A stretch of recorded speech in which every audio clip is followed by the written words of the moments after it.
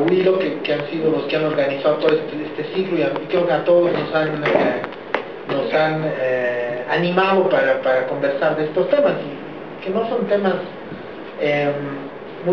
digamos, muy comunes en general, y son temas muy interesantes, porque son nuevos, y creo que hay todavía mucho por investigar, por discutir esto.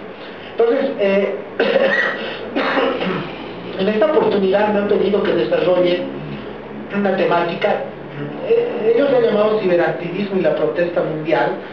Yo lo he renombrado porque me parece que quizás hay que entrar por estos elementos que son más generales, que he renombrado esta presentación redes sociales, conflicto y política, ¿no? Entonces, y que básicamente lo que vamos a tratar de reflexionar, o ojalá conversar con ustedes y ver un poco, es cuáles son los efectos del uso de nuevas tecnologías y sobre todo del uso de las redes sociales en Internet, por una parte en el conflicto social y político, y en segundo lugar en la acción política, ¿no? Entonces, sobre esto hay muchos mitos también que se han ido generando, discusiones, ¿no? Porque no hay consenso sobre los efectos y lo que está pasando realmente en el mundo, pero creo que vale la pena empezar a plantear esta discusión: redes sociales, conflicto y política. Voy a tratar la primera parte es bastante más descriptiva, al final voy a tratar de hacer una reflexión más analítica de esto, pero creo que, dado que no todos conocemos muchos de estos fenómenos, vale la pena hacer primero una recapitulación de qué estamos hablando. Que entonces hay personas que ya lo conocen y quizás para ellos va a ser un poco más aburrido. Entonces, el primer elemento que yo quisiera, esto está en inglés, es entender a qué nos referimos cuando estamos hablando de las redes sociales y su efecto sobre el conflicto y la política. En primer lugar, creo que lo que tenemos que tener en mente es que no estamos hablando de una novedad cuando decimos que los medios de comunicación, ya sea desde la época de Gutenberg y las imprentas, hasta a la época de la televisión, los medios de comunicación son centrales para comprender la dinámica de la política y del conflicto social, ¿no es cierto? De hecho, digamos, hay muchos estudios que muestran, por ejemplo, cómo la invención de la imprenta cambió la manera de hacer política en las sociedades occidentales, ¿no es cierto? La posibilidad de poder imprimir, por ejemplo, ideas, reproducirlas y transmitirlas con mayor facilidad que solamente por la vía oral, cambió de alguna manera la manera de actuar en la política. Y aún más, cambió también la manera de incidir a partir de las ideas en la política, ¿no? Es decir, ustedes piensen de que con la imprenta, el libro, lo escrito, si las ideas empiezan a difundirse, muy poquito después de unos 100 o 150 años después del invento de la imprenta, llegan estos grandes filósofos de la modernidad, ¿no es cierto? Y que logran luego influir en procesos como la Revolución Francesa. Lo que les estoy contando es que, digamos, esta influencia de los medios de comunicación en la política no es nueva. Y entonces creo que una primera pregunta que nos tendríamos que hacer es: ¿a qué nos referimos cuando hablamos de nuevos medios de comunicación, redes sociales? ¿Y cómo es el entorno comunicacional en este nuevo momento que estamos viviendo? Y creo que este gráfico muestra de alguna manera las variaciones que se ha vivido, ¿no? Ustedes pueden ver, ahí arriba están lo que llamaríamos los medios de comunicación tradicionales: la televisión, el cine, la radio y los impresos, ¿no? Y ustedes ven, hay una como escalita, ¿no es cierto? Dice Institutional control institucional, y abajo, control del consumidor. Es decir, los medios tradicionales tienen una característica: son medios que se interrelacionan con las personas de manera jerárquica, ¿no es cierto? Un medio de comunicación tradicional, como muestra la flechita, observa lo que pasa en el mundo y posteriormente publica o transmite lo que pasa en el mundo procesado a la gente, a nosotros que están allá en medio. Entonces, el control de todos esos flujos de comunicación es un control bastante institucionalizado, ¿no es cierto? Son los editores, son las personas que trabajan en los medios los que procesan, ordenan, sistematizan esa información para dársela al público, ¿no? Entonces, lo que ha pasado, y yo creo que es el primer elemento en el nuevo entorno en que estamos, es que han empezado a aparecer nuevas opciones en términos de medios de comunicación. Y entonces ahí empiezan a aparecer, ahí abajo están los social media, ¿no es cierto?, los medios o las redes sociales, y que van todavía más allá de las redes sociales. Estamos hablando de los podcasts, los blogs, foros, wikis, y todo este entorno que ha empezado a surgir en el Internet en los últimos 10 años, ¿no es cierto? Ahora, mucha gente se pregunta, bueno, si estos procesos vienen desde el inicio del Internet. Yo diría que no. Yo creo que toda la primera fase del Internet, allá por los años 90 hasta algo de los años 2000, estábamos en un modelo que algunos analistas llaman un modelo de contenido y búsqueda. Es decir, el Internet era un espacio donde uno entraba a buscar contenidos y a buscar información, ¿no es cierto? Es decir, ya nos había una enorme cantidad de información, pero las interacciones eran todavía unidimensionales, ¿no es cierto? Yo entro a ese medio para buscar información, ¿no es cierto? Se me multiplicaban las opciones de información, pero se mantenía todavía ese tipo de lógica. Entonces, ¿qué pasa en los últimos 10 años con los social media? Es que entramos a una fase donde lo central son los utilizadores, y donde los utilizadores pueden generar también la información, y donde el Internet se transforma ya no solamente en un lugar donde yo busco algo, sino un lugar donde yo interactúo con otros, y donde la información además empieza a ser construido con otros, ¿no? Entonces, este es un salto muy importante, es el salto de los últimos 10 años. Eso empezó con los blogs, continuó con el auge de las redes sociales, etc. Entonces, se va configurando un ecosistema mediático hoy en día, donde, como muestra el gráfico, los social media ciertamente procesan lo que pasa en el mundo, pero también a partir, y sobre todo a partir de las miradas y de las voces de los propios actores que están, es decir, de todos nosotros, ¿no es cierto? Ellos contribuyen a construir esa información. Y por otra parte, estos social media producen eso que se llama feedbacks o trackbacks, es decir, aportan su información en la Internet, en las redes sociales, y reciben en retribución de esa información otra información, otros criterios, y así estamos en un proceso interactivo de construcción de la información. ¿Ok? Entonces, a medida que estos procesos van pasando, el control sobre la gestión de la información empieza a pasar de espacios centralizados e institucionales a espacios individualizados, donde es el propio consumidor o el individuo que empieza también a interactuar y a generar esa información. Ahora, y creo que nos quedaremos con esta idea, este proceso no es un proceso acabado, ni es un proceso lineal, no es que los medios tradicionales han desaparecido, para nada.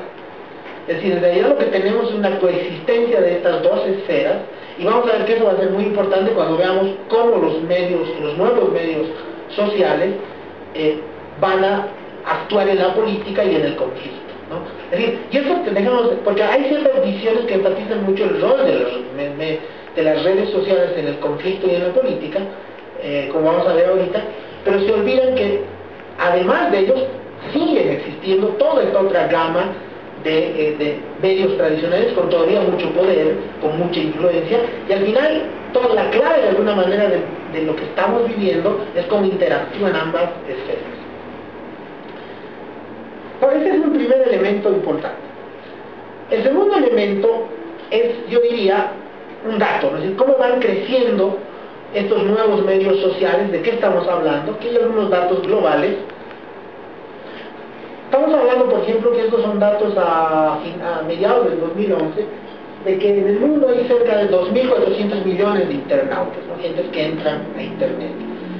Un 44% de estas personas están en el Asia, un 22% en América, en Europa ahí el 5%. Es decir, ustedes ven que el crecimiento del Internet es grande, es impactante y involucra cada vez a más personas. Y algunos datos de las redes sociales, ¿no es cierto? El Twitter, el microblogging, esto que le gusta tanto a mi amiga Eliana, estos son datos del 2012. En Twitter, por ejemplo, había cerca de 340 millones de tweets al día en todo el mundo. Entonces, imagínense la cantidad de interacciones que hay. Hay cerca de 350 billones de tweets entregados, ¿no es cierto? y varios de esos tweets pueden ser entregados a múltiples destinatarios, ¿no? Entonces estamos hablando de que cada vez más estos medios están llegando a gran cantidad de gente. En Facebook hay 5 millones de estados nuevos cada 2 horas, porque alguien va cambiando, ¿no? Hay 300 millones de fotos al día que se van renovando, ¿no es cierto? Estamos hablando de dimensiones enormes. En Flickr hay 4,5 millones de fotos al día, 6 billones de fotos alojadas, ¿no es cierto? En YouTube se ve 60 horas de video cada minuto, ¿no? 4.000 millones de reproducciones cada día, ¿no es cierto? 1 billón de visionados solo en el año 2011 y 800 millones de usuarios únicos en este momento en ese espacio social, ¿no? Entonces, son realmente números que impactan. LinkedIn, que es una red profesional que se usa mucho menos, no la conocemos tanto, tiene 661 millones de usuarios, 180.000 dominios, en fin. Y además de eso tenemos cerca de 60 millones de blogs y 50 millones de cuentas en Instagram, etc. Entonces realmente estamos en un escenario en el que masivamente, y en recientes encuestas muestran que cada vez más los internautas, la principal actividad que hacen en el internet ya no es ni siquiera abrir el mail, sino es interactuar en alguno de estos tipos de redes sociales, ¿no es cierto? Entonces estamos entrando en una nueva fase. Ahora veamos cómo esta nueva fase se traduce en términos de lo que llamaríamos la política, ¿no? Entonces, veamos primero una descripción de ciertos fenómenos políticos donde, y esto se lo quiero agradecer a Eliana, que haya construido esta cronología, me ha pedido además que le dé los créditos. Y ella le ha puesto ese nombre de Protestas 2.0.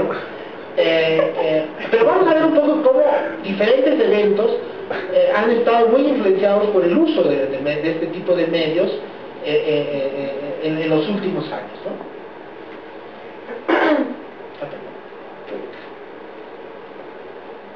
Esto empieza con mucha intensidad desde el 2008.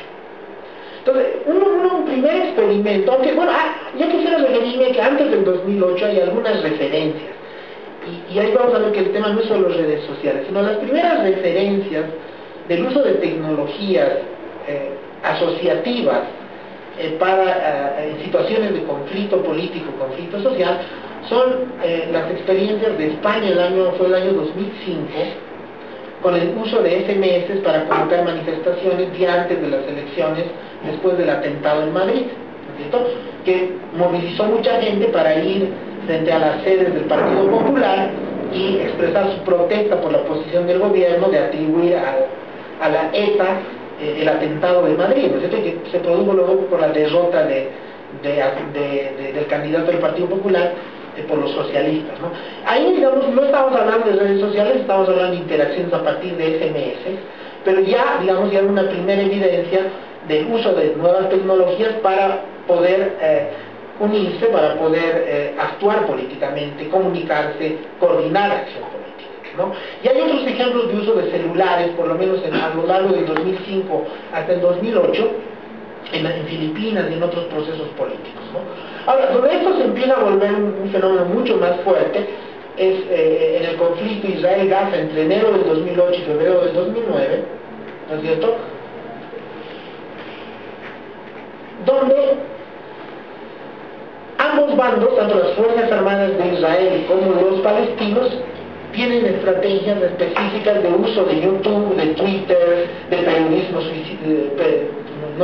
suicida, perdón, pero en esos casos tal vez, no, de periodismo ciudadano vía celulares, para básicamente defender sus puntos de vista, ¿no es cierto? Y también se empieza a utilizar activamente portales de web para poder ver la evolución del conflicto. Sin embargo, yo diría que el momento en que este tema entra con mucha fuerza en la agenda de investigación y también en la agenda de todos los que trabajan temas de incidencia política es en lo que se llama la primavera árabe. Es decir, todos estos procesos que a partir de diciembre del 2010 provocaron la caída de varios regímenes dictatoriales en el Medio Oriente, primero en Túnez, posteriormente en Egipto, luego esto llegó a Libia, ahora estamos en medio del conflicto en Siria, ¿no es cierto? Es probablemente en este momento donde el uso de Internet y los fenómenos que estamos hablando se toman una relevancia muy enorme. Entonces, el primer evento de estas características es Túnez, en 2010, donde ya vemos la conjunción de varios elementos, ¿no? Por una parte, la influencia que tienen varios blogueros en colocar ciertas informaciones que repercuten mucho el evento inicial, que fue la muerte, el suicidio de un joven en un poblado muy pequeñito, un joven desempleado. Pero porque esa es la idea interesante, ¿no? Que es la viralidad de esto, ¿no? Un joven en un pueblo pequeñito se suicida quemándose porque estaba desempleado. Entonces, como estaba desempleado, tenía que trabajar de vendedor ambulante. Llegan unos policías, lo abusan, le quitan su mercadería, entonces el hombre está quebrado, y por su frustración un día va a la plaza frente a la alcaldía y se quema. ¿No es cierto? Se quema. Ese evento genera toda una serie de conflictos que acaban con la caída del gobierno que había estado casi 30 años en Túnez. Pero el punto central aquí, más que ver el proceso, es el rol que tuvieron los medios y sobre todo las redes sociales para ir repercutiendo y generar lo que se llama viralidad en la información sobre este hecho, y que fue acumulando, de manera que al final se volvió un problema político de gran dimensión, ¿no? Entonces, los blogueros, el uso del Facebook, la aparición de este canal de televisión por satélite que es Al Jazeera, etcétera, ¿no es cierto? Al final, todo esto acaba en un primer dato novedoso. El 4 de enero de 2010, por primera vez un gobierno censura el Internet, censura varios blogs, censura portales web y redes sociales. Intenta por primera vez intervenir en redes sociales, dada la dimensión del conflicto y además la influencia que tenían estos instrumentos en la dinámica del conflicto. Esto sigue y llegamos al clímax en el caso de Egipto, entre enero y febrero del 2011, donde nuevamente, ¿no es cierto?, hay un uso intensivo de todos esos que iban a manifestar en esta plaza que está en el centro del Cairo, convocados por Facebook, por Twitter. Hay un uso muy fuerte de instrumentos electrónicos para mostrar al mundo lo que estaba pasando en el país, el periodismo ciudadano, etcétera, etcétera, etcétera. Y aquí pasa lo primero, ¿no es cierto? Por primera vez desde la historia del inicio del Internet, un gobierno corta Internet totalmente, ¿no es cierto?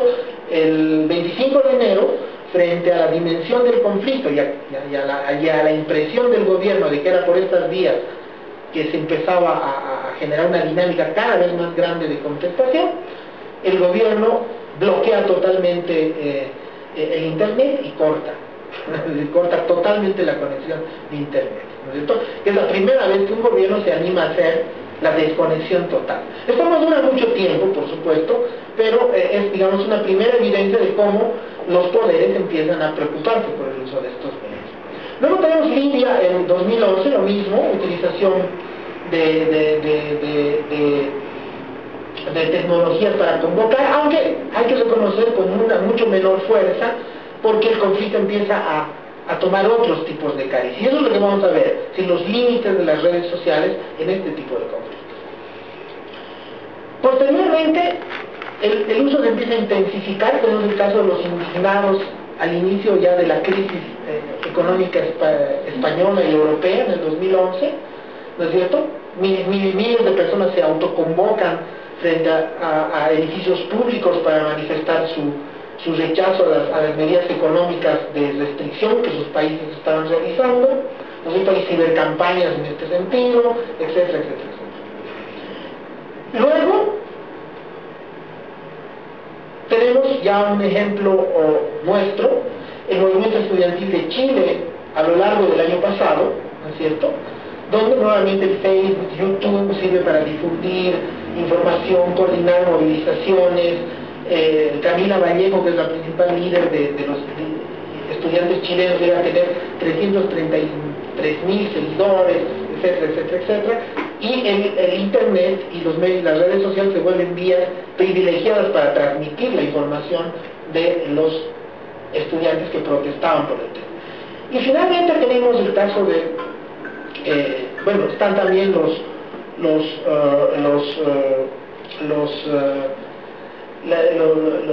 problemas sociales en Londres el año 2011, donde empieza a haber enfrentamientos en las calles entre jóvenes y policías. Este es un ejemplo de, por ejemplo, cómo se utilizó un instrumento de georreferenciación para ir marcando los lugares en los cuales había los conflictos, ¿no es cierto?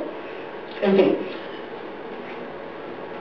Y finalmente lo del Cooper Wall Street. Y podemos seguir, los ejemplos son, los más recientes son, por ejemplo, el caso de Yo Soy 132 en México, en vísperas de la elección presidencial, ¿no es cierto? Hace un mes se autoconvocó probablemente la manifestación más grande de la historia democrática en Argentina para protestar contra el gobierno, también por medios de redes sociales, etc. Entonces, un poco para cerrar, ¿qué estamos viendo? En los últimos 2 o 3 años hay un uso intensivo de medios y redes sociales para, por una parte, para ser utilizadas en el conflicto social y por tanto para ser utilizados para la acción política.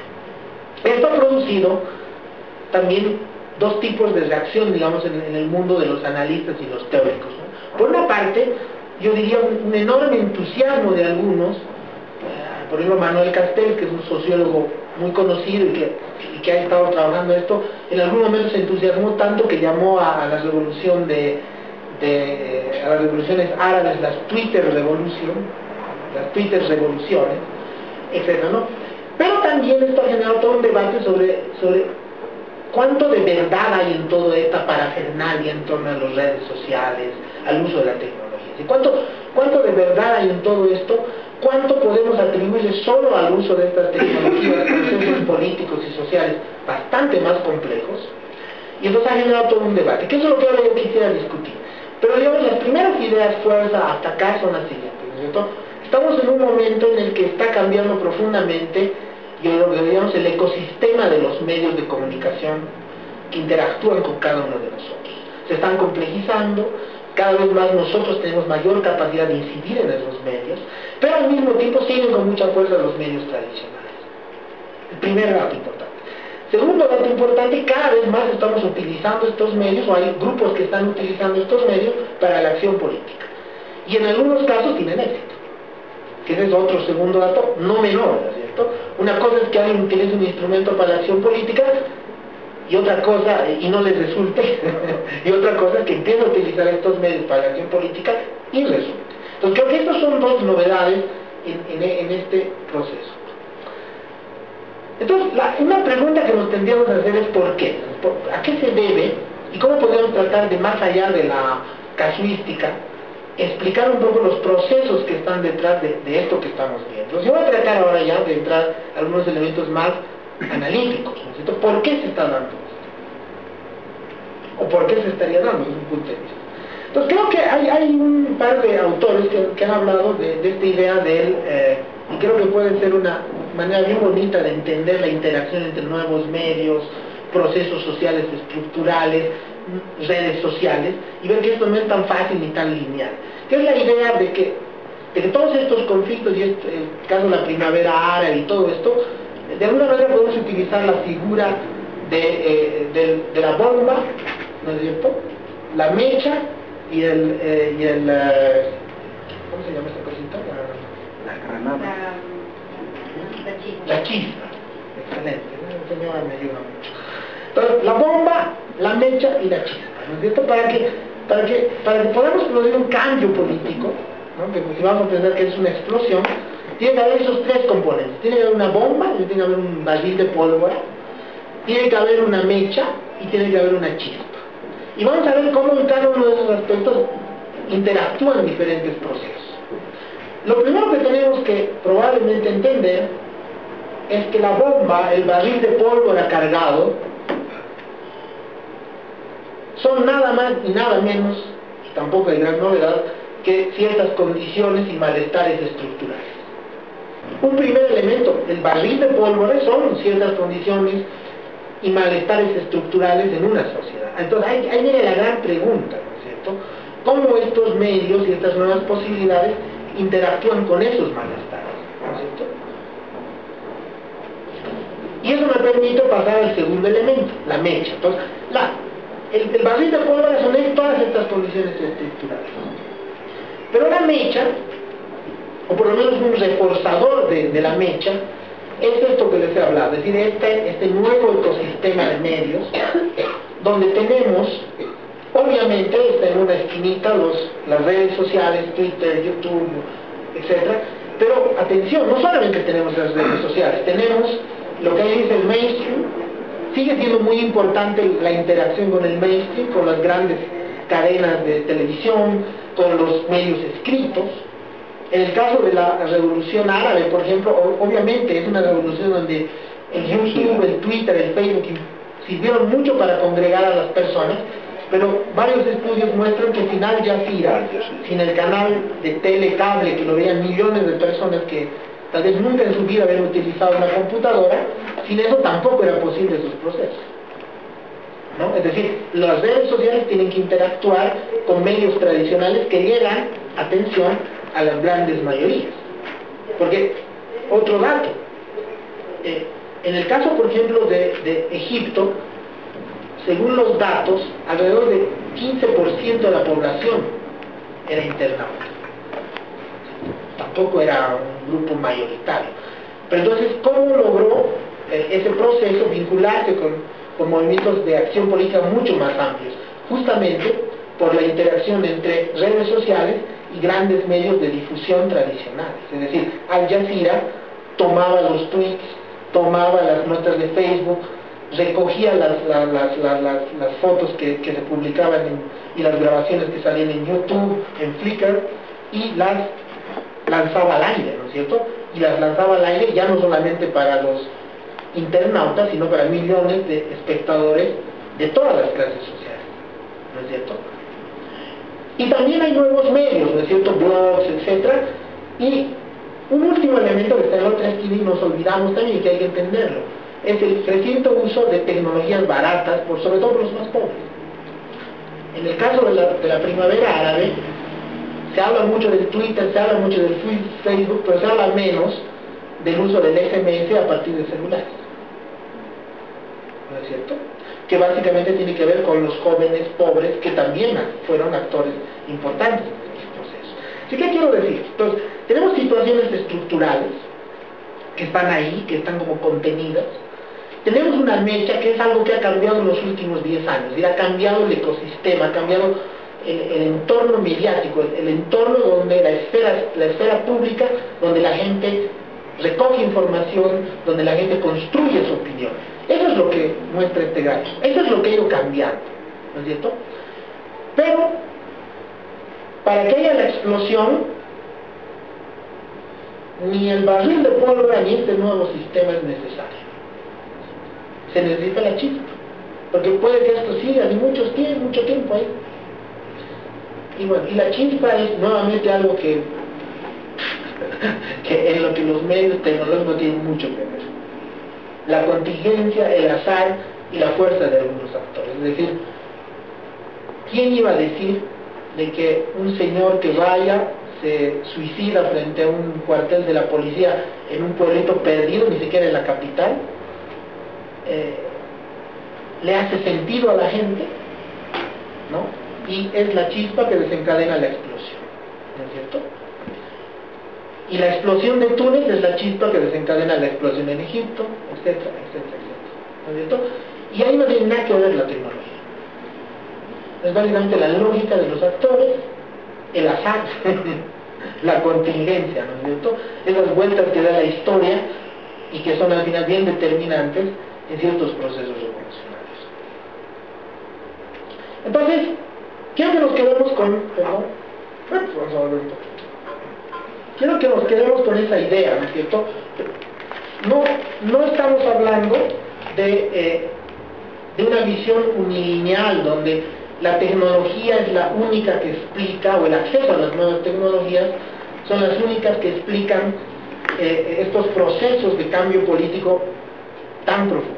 Es una combinación de cosas, son razones estructurales, son cambios de larga duración en la manera como la gente se comunica, se informa, construye su opinión, y también es el azar, la contingencia, la fuerza de ciertos actores que tienen, de ciertas minorías movilizadas, ¿no es cierto?, que generan las chispas, que generan todos estos procesos. Entonces, como verán, ¿qué quiere decir esto? No basta con tener Twitter y tener Facebook para hacer revoluciones o grandes movilizaciones sociales. Tiene que haber una claridad en los que pretenden hacerlo, de combinar esas tres dimensiones, ¿no es cierto? Tener una adecuada lectura de cuál es el problema al que me estoy refiriendo, hasta qué punto ese problema le hace sentido a la gente, si es su problema, porque si no le hace sentido, pues no, y puedes tener todos los Facebook que quieras, pero la gente no se mueve, ¿no es cierto? Tiene que haber cierto grado de desarrollo, es a la mecha, cierto grado de desarrollo de esferas de opinión pública fuertes. Entonces ahí sí importa la diversificación de las redes sociales, su vinculación con los medios tradicionales. Tiene que haber eso también. Sin eso tal vez incluso puede haber mucho malestar, pero no estalla. Y también tiene que haber alguien que se lance. Tiene que haber el azar, tiene que haber la acción de algunos para poder, digamos, generar el cambio. Entonces creo que eso muestra que, y creo que es un buen mensaje, sí, podemos hablar de que las redes sociales hoy en día están teniendo una influencia cada vez más, una capacidad cada vez más para influir la acción política. Pero que esa capacidad de las redes para influir en la acción política está mediada por un montón de otras cosas que no tienen nada que ver con la tecnología, que tienen que ver con realidades sociales, que tienen que ver con la cultura política, que tienen que ver con el azar, que tienen que ver con la contingencia, ¿cierto? Y es al final a partir de eso que surgen estos procesos. Para acabar, algunos apuntes adicionales, ¿no es cierto? ¿Por qué este nuevo entorno mediático es tan poderoso, yo diría mucho más poderoso en su capacidad para influir en el conflicto social? Fundamentalmente porque estos nuevos medios, tienen una enorme capacidad para cumplir tres funciones, ¿no es cierto? Tres funciones. Por una parte, son instrumentos poderosos para facilitar que la gente se encuentre, ¿no es cierto? Y los costos para encontrarse son relativamente baratos, ¿no es cierto? Ese es un primer elemento muy particular de estas redes sociales. En segundo lugar, son capaces de hacernos saber, además, no solo de encontrarnos, sino que en algunos casos de que somos muchos pensando ciertas cosas, ¿no es cierto? Porque ahí podemos ver a los likes, ¿no es cierto? Y en tercer lugar, y eso es muy importante para la acción social y política, podemos hacer saber al mundo lo que estamos pensando. Es decir, estos medios nos permiten encontrarnos a bajo costo y hablar e intercambiar criterios a bajo costo, nos permiten saber cuántos somos, contarnos, y saber que somos muchos, quizás pensando lo mismo, y finalmente nos permiten hacerlo saber a todos. Entonces, son capaces de construir ciertas identidades políticas muy poderosas, porque justamente una identidad política tiene que ver con eso, asumir una cierta orientación, reconocerse entre nosotros y lograr que otros te reconozcan por esa identidad. Entonces, por eso es que estas redes son poderosas, digamos, para estos procesos. Ahora, segundo elemento, la afectividad en estos procesos. Es decir, y ahí también está su gran potencial y probablemente también su gran límite, ¿no es cierto? Las redes sociales, en todos estos procesos, se han mostrado muy efectivas cuando hay esto que algunos teóricos llaman el efecto adrenalina, ¿no es cierto? ¿Sí? Las redes sociales, como vector para la acción política, son muy poderosas cuando hay eventos extraordinarios, cuando hay eventos que afectan enormemente la afectividad de las personas, ¿no es cierto? Y por lo tanto pueden construir grupos y ayudar a que esos grupos se articulen en torno a mensajes muy simples, a mensajes profundamente afectivos. Ahora, ¿por qué digo que eso es poderoso, no? Porque la acción política impulsada por los afectos es muy poderosa, ¿sí? Pero ¿por qué es un límite? Porque cuando pasa la crisis y baja la afectividad, te retiras. Entonces, muy pocos de estos grandes movimientos sociales impulsados por el Internet, o que suceden en Internet más bien, han podido después construir alternativas políticas de mediano plazo. Es decir, son de alguna manera instrumentos fantásticos para, en un momento coyuntural, agregar los desafectos y afectos de la gente, ¿no es cierto? Las broncas, los sentimientos de la gente. Pero cuando el siguiente paso de la acción política viene, que dice, bueno, con estos desafectos, ¿qué construimos? Ya no hay más, ¿no es cierto? Porque ya el medio ya no tiene esa capacidad de poder avanzar hacia una construcción política de mediano plazo. Y es por eso que son medios bastante poderosos para movilizar a la gente, pero son medios hasta ahora bastante inútiles para tomar el poder. Y de hecho, el ejemplo de la primavera árabe es muy evidente, ¿no es cierto? Toda esta movida ha generado el proceso, ha contribuido mucho al proceso de caída de estos regímenes, pero el resultado político ha venido por otros lados. El voto es diferente al mundo del Facebook y al mundo del Twitter. El voto, en el caso de estos países, es islamista, ¿no es cierto? Y la manera de movilizar al voto islamista son maneras tradicionales de movilización, ¿no es cierto? Y por eso hay una enorme frustración en términos de los resultados de estos procesos. Pero creo que más allá del tema específico, sí, entender esto, ¿no es cierto? Es como de doble cara, ¿no es cierto? Es un instrumento fantástico para agregar, para acelerar los procesos de cambio y de participación de la gente, pero al ser un instrumento que se basa mucho en afectividades, y como dicen, es un instrumento que es más fácil que construye la asociación a partir de rechazo a algo más que estar a favor de algo. Entonces, ese también al mismo tiempo es un límite, ¿no es cierto? Porque tiene más dificultades para ir construyendo alternativas políticas que requieren un trabajo mucho más largo, que requieren una interacción más profunda, una interacción de más largo plazo. Entonces, ahí tenemos una serie de preguntas sobre este tema. Y para acabar yo diría que, y tal vez podemos comenzar un poco más de esto, entonces, ¿cuál es la perspectiva? Sin embargo, de su potencial y sus límites, ¿cuál podría ser la perspectiva de estos medios? De todas maneras, da la impresión de que el uso de estas nuevas tecnologías está introduciendo nuevas cosas en la política, ¿no? Y yo creo que esa es la gran pregunta. Quizás nuestra concepción de poder más bien es la antigua, ¿no? Entonces, tal vez estos medios o estas nuevas dinámicas nos están mostrando nuevas maneras de pensar el poder. Y eso también yo lo planteo, ¿no es cierto? Un poder más horizontal, un poder más construido a partir de las redes, más interactivo, etc. Tal vez todos nosotros estamos pensando más en un poder más jerárquico, ¿no es cierto? Y estas nuevas tecnologías y estas nuevas movidas en torno a estas nuevas, ayudadas por estas nuevas tecnologías, nos están mostrando la puntita de una nueva manera de hacer política. Yo lo planteo como posibilidad. Sin embargo, también planteo una duda, ¿no es cierto? De todas maneras, la política, que es el ejercicio del poder, sigue haciéndose por otras vías, ¿no es cierto? Y si uno no es capaz de incidir en esas vías, tampoco puede obtener resultados. Entonces, sí, hay una nueva política quizás que está surgiendo, pero también todo lo otro sigue ahí. Y sigue influyendo mucho en nuestras vidas y va a seguir siendo muy importante, ¿no es cierto? La pregunta, creo, para adelante es cómo todas estas nuevas dinámicas se van a ir vinculando con estas otras más tradicionales y van a poder ir produciendo cambios de mediano plazo.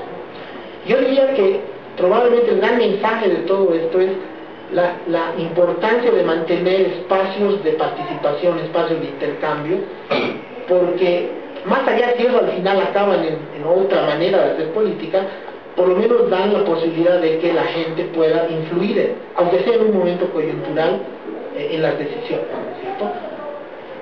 Es decir, esta idea de la mecha, ¿no es cierto? Tal vez es bien, sabemos que hay muchos problemas en nuestra sociedad, quizás un trabajo es lograr que esa mecha se mantenga fuerte, ¿no es cierto? Bueno, yo me quedo. Muchas gracias.